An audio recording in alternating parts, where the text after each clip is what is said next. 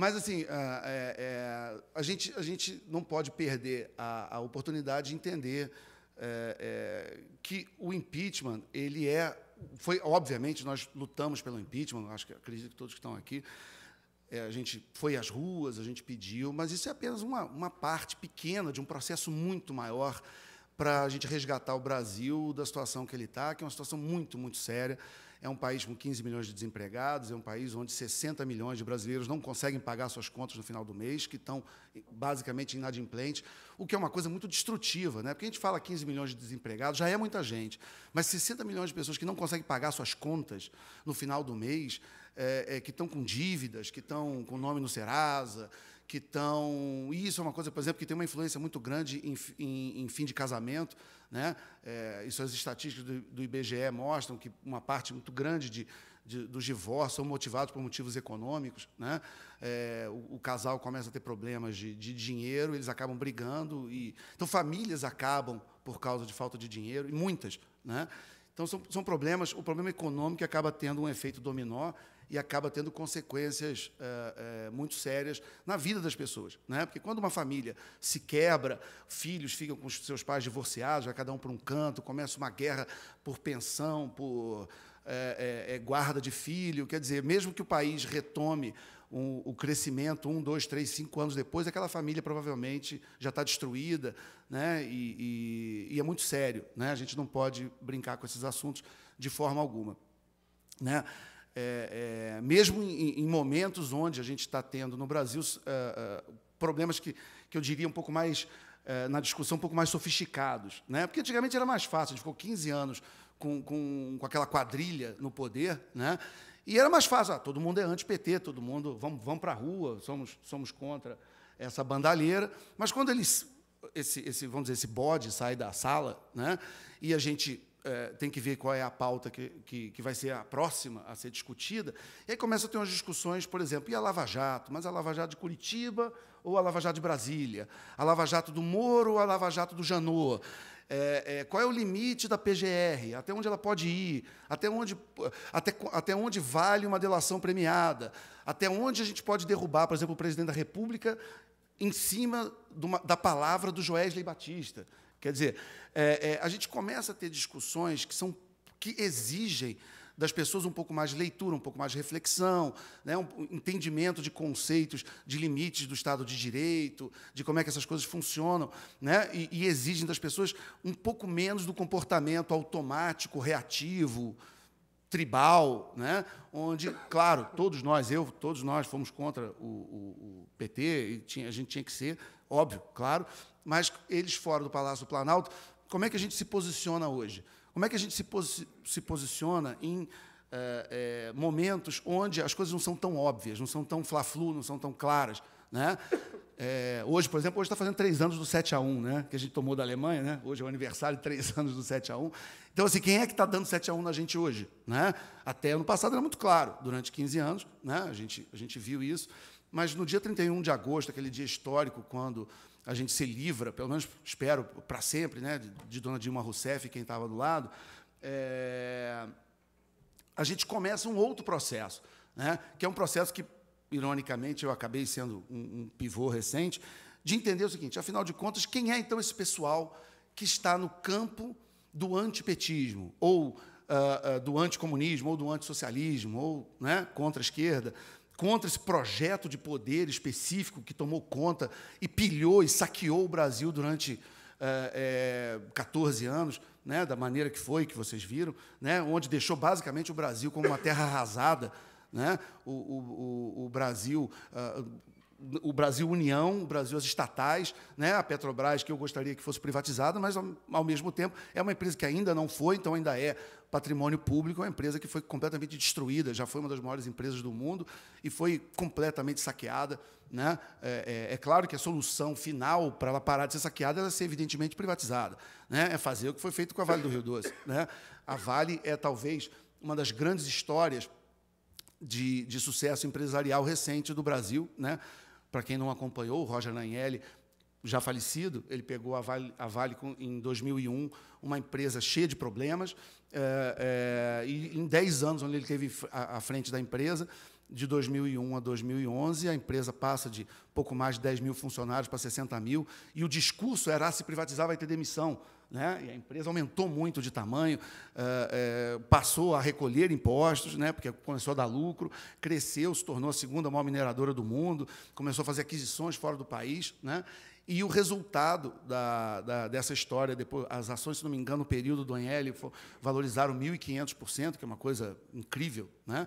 E o resultado dessa história toda foi o governo abrir uma guerra contra o ANEEL, como vocês devem lembrar, né? E não sossegou enquanto não tirou o que talvez tenha sido o maior CEO da história do capitalismo brasileiro do cargo, de novo, uma pessoa que eu não conheço, nunca saí nem foto lá dele, enfim, porque agora tem que fazer esse disclaimer, né? Enfim, eu saio do lado de alguém 2 segundos numa foto, o cara já virou meu amigo de infância, está me bancando, sei lá, enfim, aquelas loucuras. Né?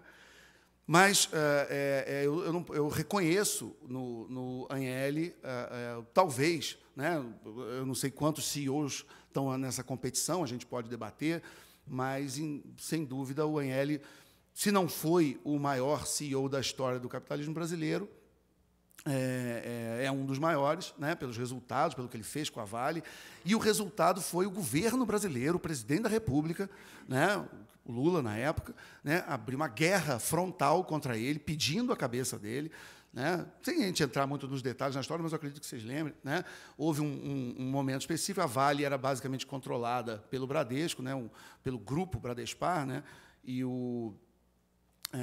houve uma fusão do Itaú com o Unibanco, né, onde esse grupo, que nasceu da fusão do Itaú com o Unibanco, virou o maior conglomerado financeiro bancário. O Bradesco ficou abalado com aquilo, resolveu chegar mais próximo do governo, né, e querer voltar à posição que ele tinha. Então, ele voltou, o Bradesco se juntou com Caixa Econômica, com o Banco do Brasil, para fazer uma série de atividades para tentar retomar essa liderança que tinha sido perdida pelo Itaú Unibanco.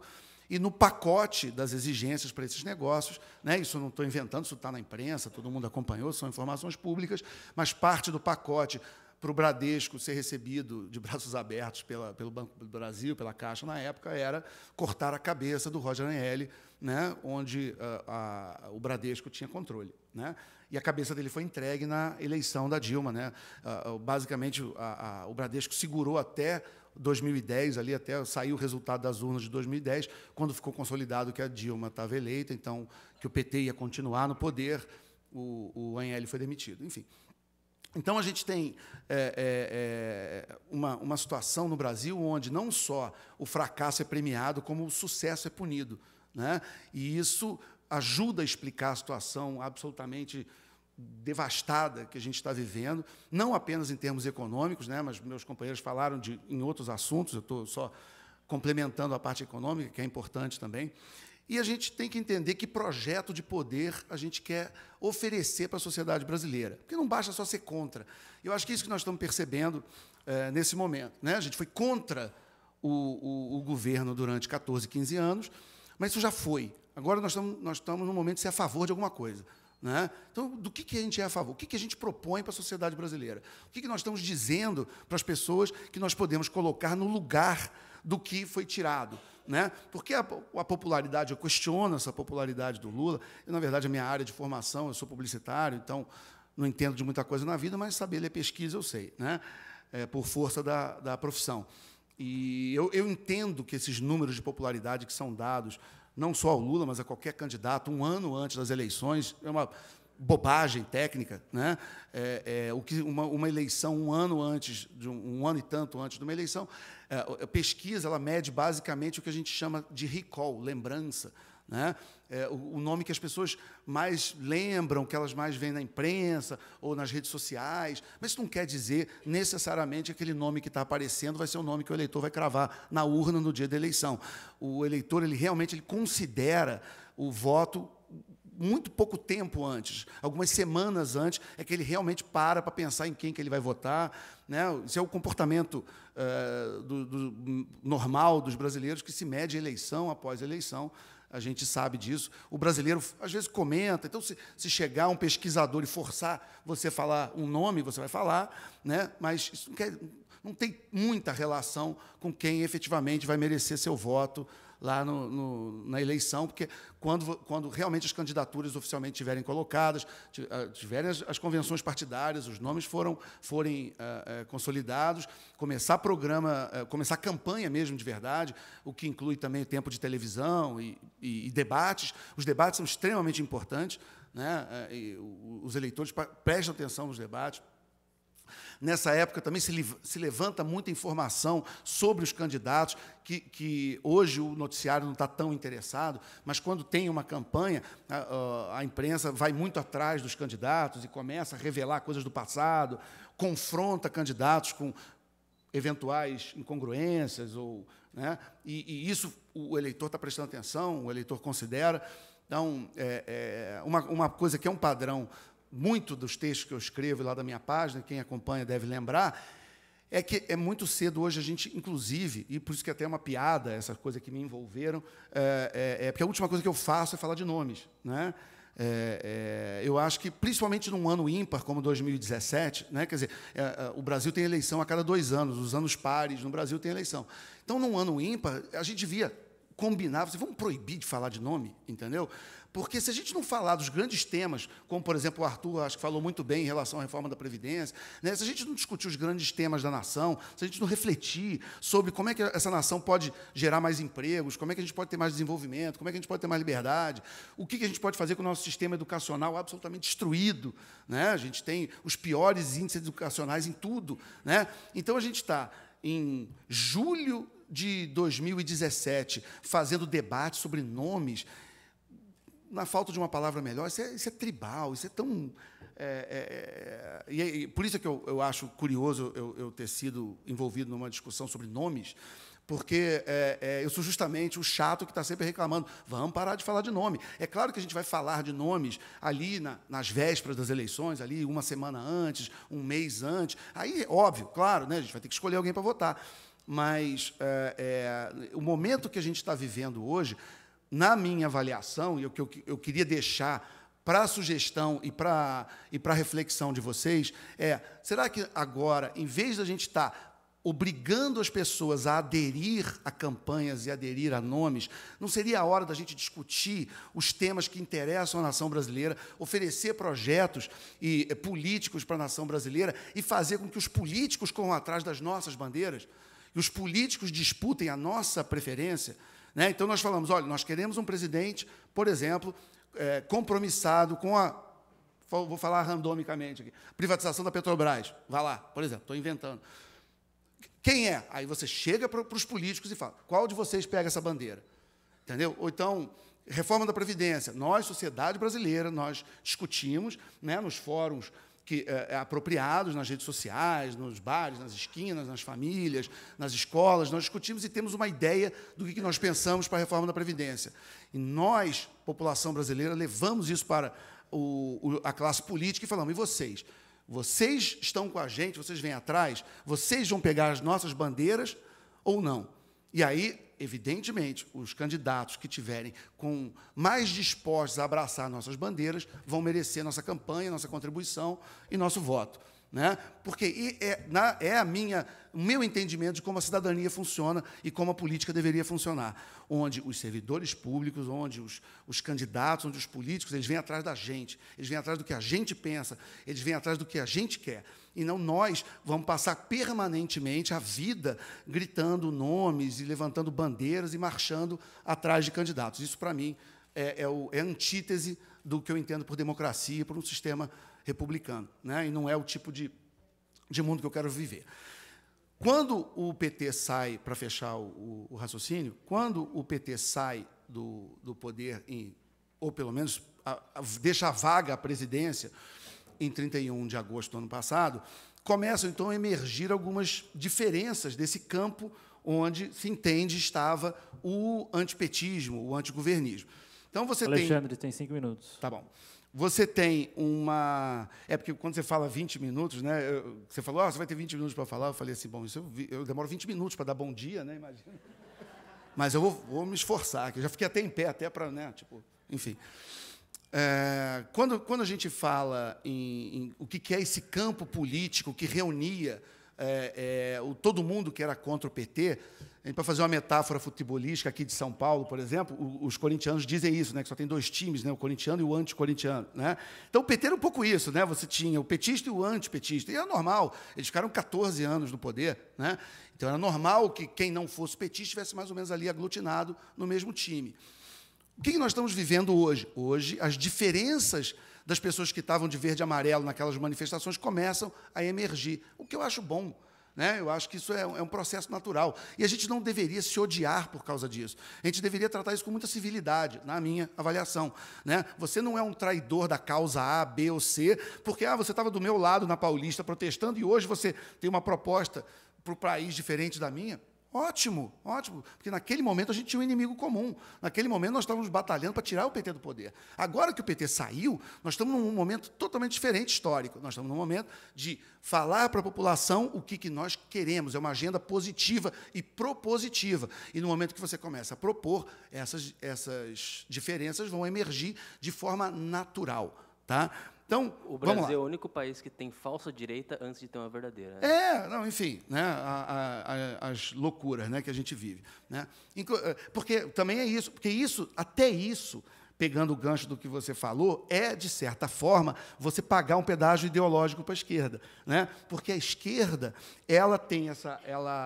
Eu não sei se vocês vão... Eu não sou noveleiro, mas eu me lembro que passou uma novela, tem o quê? 1 ano, 2 anos, que era uma novela que chamava, eu espero, se tiver noveleiro aí, vocês me corrijam, por favor, se eu estiver falando alguma besteira. Mas, se não me engano, o nome da novela era Joia Rara, que era uma novela que tinha o Bruno Gagliasso, tinha aquele Zé de Abreu, essa turma. Né? Enfim, e era basicamente a história da novela, era os comunistas contra os fascistas. Né? E é engraçado que eu, na época, quando me mandaram, eu vi uns clipes dessa novela, eu falava assim, essa é a visão do mundo da esquerda. Né? Essa é a visão do mundo que o Stalin, né, desde a época dele, e o Comintern tentavam vender para o mundo. Isso ainda é muito influente até hoje. Ou seja, se você não é comunista, você é fascista. Né? Quer dizer, o mundo seria apenas uma disputa entre esses 2 campos ideológicos. Então, automaticamente, ou você está dentro das fileiras dos comunistas, ou, se você não é comunista, você é automaticamente um fascista. Né? E isso, infelizmente, ainda intoxica o debate político até hoje de uma maneira que só interessa à esquerda. Né? Porque o projeto de poder de comunistas, de socialistas e de nacional-socialistas são projetos muito similares. Né? Pelo menos nos pontos essenciais, eles são muito próximos. Então, querer botar todo mundo que está na discussão política nessas 2 caixinhas, nessas 2 categorias, é uma coisa que só interessa a eles. Né? Então, voltando a isso, é importante que a gente consiga conviver com as sutilezas e com as diferenças desse campo que hoje emerge, como, não necessariamente, inclusive, direita, com o campo do antipetismo, né? O campo das pessoas que estavam na oposição ao projeto petista de poder. Tá? Eu não chamo todo mundo de direita.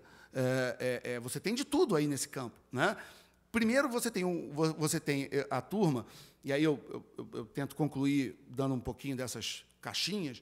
Você tem um pessoal que foi, hoje nós poderíamos associar a um socialismo francês, essa turma do Macron, essa coisa que tenta... O Macron, que é apresentado como o banqueiro socialista, o banqueiro com coração, né? Porque é um cara que veio basicamente do Banco dos Rothschild, né?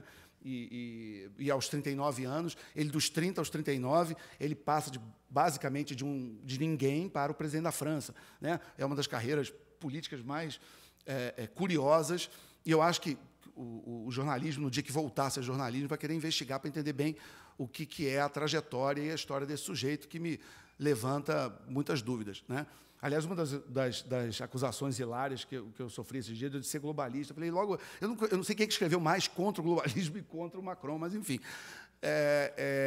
de qualquer jeito, você tem um campo ideológico que está ali dentro dessa visão de mundo, onde a democracia ela é um perigo. Né? Na verdade, você tem a democracia no entendimento de um certo campo ideológico como uma maneira de você colocar a população para carimbar e, de certa forma, concordar com o que já foi previamente decidido em alguns círculos de pessoas iniciadas, inteligentes, formadas e tal. Então, você joga para a população candidaturas ou plebiscitos ou consultas, mas dentro de uma margem muito estreita, permitida pelos formuladores daquela eleição, né? Porque se você deixar na cabeça dessas pessoas o povo solto para decidir o que quiser, pode vir, por exemplo, esse termo que eu ouvi aqui mais cedo, de populismo, que eu tenho uma certa dificuldade para definir o que é populismo, né? Eu até brinco, a definição que eu dou para populismo é: populista é o cara popular que você não gosta, entendeu? Porque, de certa forma, quando eu acho até o populismo um termo muito depreciativo e até, de certa forma, preconceituoso, né? Porque se o sujeito ele é popular, ele, de alguma forma, ele está representando uma parte da população, né? Então, porque o termo populismo, ele dentro dele, ele carrega a ideia de que quem gosta daquela pessoa não sabe por que está gostando, ou foi manipulado, ou foi enganada, ele é um trouxa. Então, ele deveria, na verdade, consultar os intelectuais, né, a imprensa, pessoas mais preparadas para decidir por você quem que você deveria gostar e de quem você não gosta.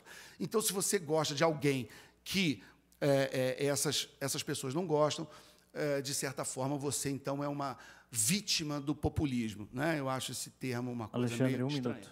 Né? Oi? 1 minuto. Tá bom. Então, eu ia desenvolver isso um pouco mais, mas então vou tentar aqui botar o pneu de classificação e dar uma volta em 1 minuto e 15. Você tem essa turma que seria, então, uma social-democracia, centro-esquerda e tal, que é um campo, no Brasil, bem ou mal, representado pelo PSDB. Você tem uma turma que eu chamaria de positivista tecnocrática, a turma que acha que você governa um país como se governa uma empresa, então o presidente ideal seria um CEO. Eu acho isso uma tremenda bobagem, mas eu entendo de onde vem o raciocínio, né? Respeito.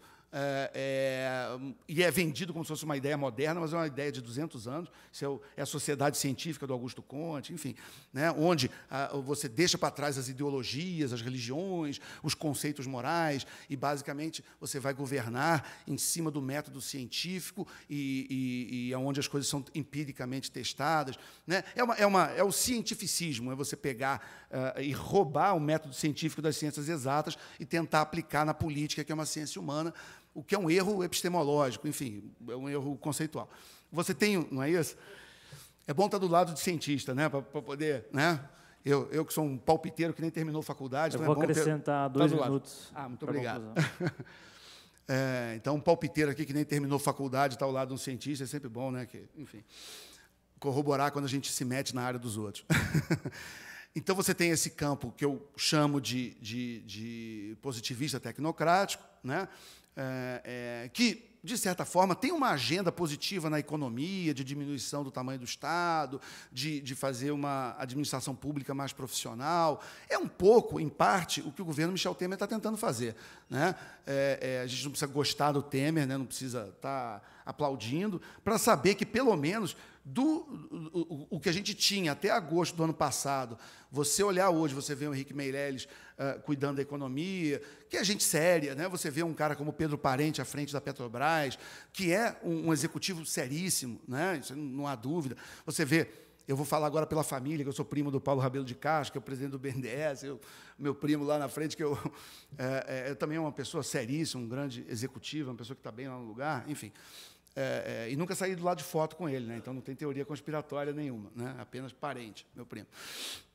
Então você vê que pelo menos existe um certo avanço institucional em termos da maneira como lidar com a coisa pública, mas aonde o governo perde, evidentemente, pelo não entendimento da necessidade de ter narrativa política e do governo exercer liderança, né, e ter um discurso político para a sociedade e um excesso de foco na economia e nessa pequena administração, né, você vê como é que o governo está basicamente refém de falta de popularidade e de narrativas criadas por outros grupos políticos.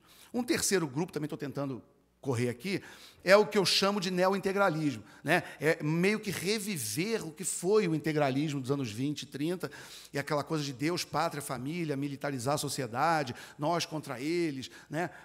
Tem um termo do Olavo de Carvalho que eu adoro, que ele diz que é o patriotismo geográfico, que é, em vez de você ter orgulho da cultura e do que o país produzir em termos de literatura, de ideias, de ciência, você tem orgulho apenas de mata, floresta, praia, minerais, enfim. Mas isso o Olavo chama de patriotismo geográfico, eu acho muito engraçado. Porque se você acha que o que vale no seu país é o que está dentro das fronteiras, é o que está ali dentro, é uma consequência natural, é você querer armar todo mundo, achando que o tempo inteiro vai ter alguém querendo invadir o seu país e roubar as suas riquezas, né? Ou a tentativa de identificação de inimigos internos, né, traidores da pátria, enfim. Isso não termina bem, não. A gente lutou uma Segunda Guerra Mundial contra esse tipo de pessoal, né, e com essa cabeça, né? Mas, enfim, isso eu vejo em alguns comentários, algumas coisas, um reflexo do que já foi o integralismo. Se tivesse um pouco mais de tempo, a gente conversava sobre isso. Mas eu acho que todos deviam voltar a estudar quem foi o Plínio Salgado, o que era aquele pessoal de camisa verde marchando com sigma e fazendo Anauê, entendeu? Eu acho que é interessante que o Brasil volte a estudar, porque foi um fenômeno político importante no Brasil, né, influente nos anos 20, nos anos 30, no governo Vargas, foi muito. Quando você aprende no colégio que a CLT foi inspirada na Carta del Lavoro e no governo Mussolini, foi por influência direta dos integralistas no governo Vargas, né? E depois no Plano Cohen, que serviu como desculpa para a ditadura do Estado Novo. Enfim, a gente poderia ir mais longe. E um quarto grupo, que é onde eu gostaria de me inserir e a gente encerrar, é onde a gente pegar algum tipo de inspiração no que foram os conservadores nossos do século XIX, inspirados também no conservadorismo britânico e americano, que construíram as duas nações mais livres e prósperas da história da humanidade, onde a função do governo é basicamente não encher o nosso saco, né? A função do governo é proteger, sim, as fronteiras, não é? É você ter essa ideia, obrigado, de liberdade negativa, né, onde você vai... É mais ou menos o juiz numa partida de futebol, né? Se ninguém dá canelada em ninguém, você não lembra que o juiz existe, né? Quer dizer, quem tem que dar o espetáculo são os jogadores, né? O juiz não está lá para fazer gol, ele está lá para não deixar que ninguém dê canelada em ninguém. E se alguém der uma tesoura por trás, é vermelho e vai para o chuveiro. Então, ok, ou o síndico do prédio, quer dizer, você tem que vem desde o Thomas Hobbes, da ideia de que se você tiver uma ausência de um poder que coíba a violência entre os agentes sociais, as pessoas vão acabar virando o homem-lobo do homem, as pessoas vão para o estado da natureza e vão se matar. Então, obviamente, existe uma função para o Estado. Eu não sou anarcocapitalista, não estou dizendo que não tem que ter Estado, acho que tem que ter, mas tem que ter para isso, tá? Para evitar que as pessoas se matem, para aplicar a Constituição e as leis, e que você tenha um sistema judiciário que funcione, que você tenha a preservação do direito de propriedade. Então, se você compra o seu apartamento, que ninguém invada, né? Porque ele é seu, que você tem um título de propriedade, você pagou por ele, ele é seu. Alexandre, para concluir. E é esse conjunto de ideias que a gente, acredito, tem que voltar, reviver e oferecer para a sociedade brasileira. Então, desculpa se eu me estendi um pouco mais. Obrigado aí a todos.